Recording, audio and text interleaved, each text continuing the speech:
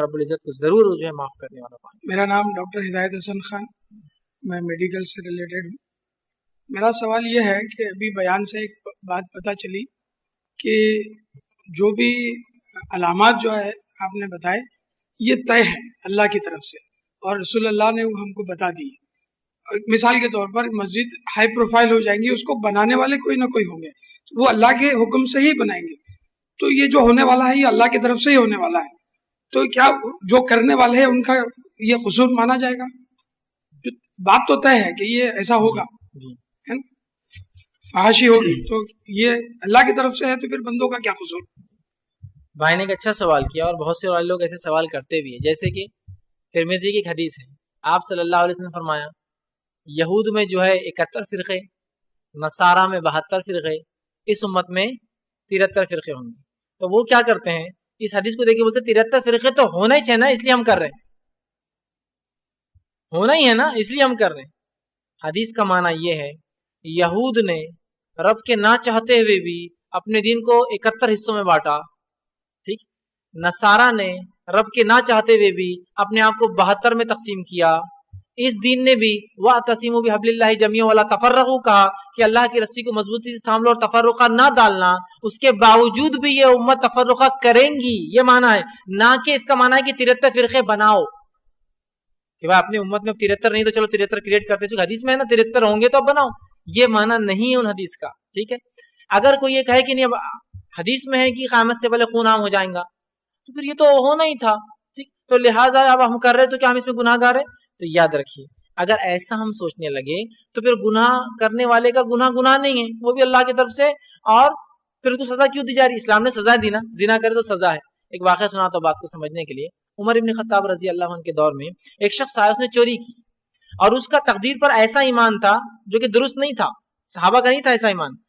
جب امیر المومنین عمر ابن خطاب نے تعزیرات کے تحت مطلب ججمنٹ سنایا کہ اس کو ہاتھ کاٹنے کی سزا دی جائیں گی کیونکہ اس نے چوری کیا، ٹھیک، اور اسلام میں کوئی بھی چھوٹی موٹی چوری پہ ہاتھ نہیں کاٹا جاتا، یاد رکھیے، اس کے لیے ایک مقدار ہوتی ہے، اماؤنٹ ہوتی ہے سرٹن، جو بہت بڑی ہوتی ہے، جس کی وجہ سے کسی کو بہت بڑا نقصان ہوتا ہے تب دیا جاتا ہے۔ تو کہا کہ اس کے ہاتھ جو ہے کاٹے جائے، تو اس نے کہا امیر المومنین یہ میری تقدیر میں لکھا تھا کہ میں چوری کروں، اس لیے میں نے چوری کی، مطلب اس نے وہ بحث کرنا شروع کر دی۔ تو امیر المومنین نے کہا ٹھیک ہے اس کے ہاتھ کاٹو۔ اس نے خوب چلایا کہ امیر المومنین میرے تقدیر میں تھا، تقدیر میں تھا۔ جب اس کا ہاتھ ایک ہی کرتا رہا، ایک ہاتھ کاٹ دیا گیا، تو امیر المومنین عمر ابن خطاب نے کہا ہاتھ کٹنا بھی تیری تقدیر میں تھا اس لیے کٹ گیا، نہیں ہوتا تو نہیں کٹتا تھا، نہیں ہوتا تو اللہ مجھے اس کی طاقت نہیں تھا کہ تیرا ہاتھ کاٹ سکوں، ہے نا۔ تو اس کا مطلب یہ ہوا کہ اللہ رب العزت نے جو لکھا ہے وہ اس کے علم کے بنیاد پہ لکھا ہے کہ انسان کیا کرنے والا ہے، لیکن اس کا ہرگز مطلب نہیں ہے کہ ہم یہ کریں اور کہنے نہیں تھا، جیسا کہ کوئی فجر میں نہ اٹھے، کوئی کوشش نہ کرے اور کہے میری تقدیر میں تھا فجر میں سوتے رہنا، کوئی کوشش نہیں اٹھنے کی، نہیں میری تقدیر میں تھا میں سوتے رہوں تو لہٰذا میں اس میں تھوڑی وہ۔ اب قیامت سے پہلے رسول اللہ نے فرما دی حدیث میں کہ مسجد اچھی بنی خوبصورت، تو مطلب بنانا پڑیں گی اپنے کو اچھی مسجد خوبصورت، اس لیے کہ قیامت سے پہلے ہونے والا، یہ معنی تھوڑی ہے۔ معنی یہ کہ مسجدوں کو سادہ رکھو، اس کو فخر کی جگہ نہ بناؤ، چونکہ حدیث میں کیا الفاظ ہے، خوب زینت والی بنیں گے اور لوگ فخر کریں گے، جیسا آج ہو رہا ہے، میری محلے کی مسجد آ کے دیکھ لو، تمہارے شہر میں کیا مسجد ہے، ہمارے شہر میں کیا مسجدیں رہتی، کوئی فلاں بول رہا۔ ضرورت کے لیے مساجد میں اے سی لگانا، اچھے ٹائلز لگانا یہ منع نہیں ہے، چونکہ ضرورت ہے،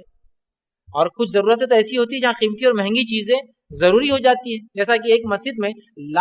لاکھوں لوگ آ رہے اور جا رہے، تو آپ کو کیا لگتا ہے سادہ پتھر وہاں لگانے سے معاملہ چلیں گھس جائیں گا 2 دن میں؟ آپ دیکھیے سیڑھیاں گھس جاتی ہیں اگر سادی سیدھی اور بہت فلو، گورنمنٹ آفیسز میں سیڑھیاں ایسی ہو جاتی ہے نا، تو اگر کوئی اچھا قیمتی پتھر کہیں سے منگا کے لگائے تاکہ وہ خراب نہ ہو تو یہ تو اچھی بات ہے، اس میں وہ نہیں ہے، لیکن فخر کے لیے، اپنا بتانے کے لیے رواب اور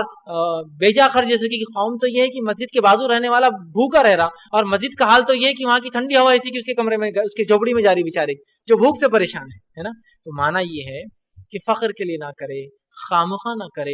بیجا نہ کرے کہ ان محلے والوں نے اتنی اچھی بنا لی اپنی بنائیں گے، اور یہ جو باتیں حدیث میں آ رہی ہے اس کا ہرگز مطلب یہ نہیں کہ ایسا کرنا پڑے گا، یہ علامت ہے کہ ایسا ہوگا قیامت سے پہلے، اللہ کو علم تھا انسان ایسا کریں گے، اور اسی چیز کو جو اللہ سبحانہ تعالیٰ نے اپنے رسول کے ذریعے جو ہم تک بات کو پہنچا دیا، لیکن اس کا ہرگز مطلب نہیں کہ وہ کام ہم کریں۔